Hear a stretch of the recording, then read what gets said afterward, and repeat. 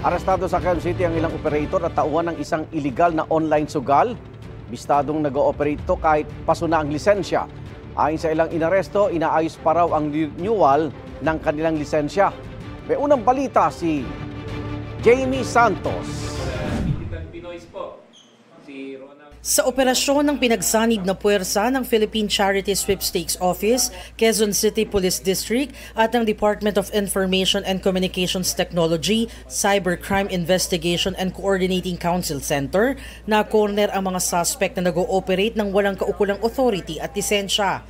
Merong sa isang social media app na merong QC Lotto. So from there, may mga nakalagay dun sa messages nila na nagpapataya sila sa Quezon City.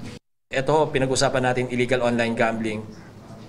Andito na, tingin natin na hindi lang ho yung online casinos but online lottery is a problem as well. Kasi nakikita natin ang tinatama talaga yung mas mababa sa lipunan ho natin. Ang taya, pa 10-10 piso, pa piso-piso. So talagang kailangan natin sugpuin to. Ayon sa PCSO, July 14 pa nag-expire ang authority to operate ng dati nilang STL operator. Pero patuloy pa rin daw itong nagpapataya online gamit pa ang kanilang logo at pangalan. Kaya lumapit ang ahensya sa DICT-CICC para maaksyonan. Kabilang sa mga nakumpiska ang mga kagamitang pantaya, ilang cellphone, pera at iba pang kagamitan na ginagamit sa operasyon. Giit ng PCSO, malaki ang nawawala sa kaban ng bayan dahil sa mga iligal na operasyon na kagaya nito.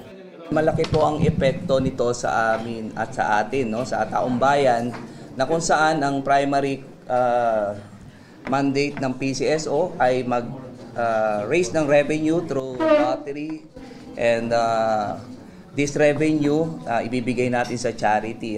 So kung may mawawalang mga revenue na papasok dapat sa kaban ng bayan, at ito po ay magiging losses din po sa mga taong nangangailangan po ng tulong na umaasa po sa PCSO.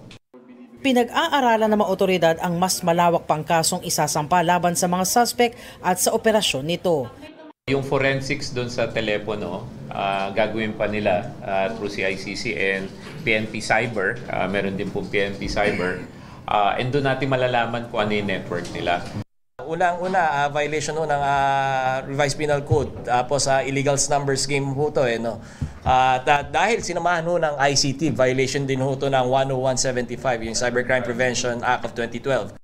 Iginiit naman ang 4 sa 7 na aresto na iniharap sa media na teller lamang sila sa mga outlet at ang alam nila'y nasa proseso na ng pagre-renew ng lisensya ang kanilang operator.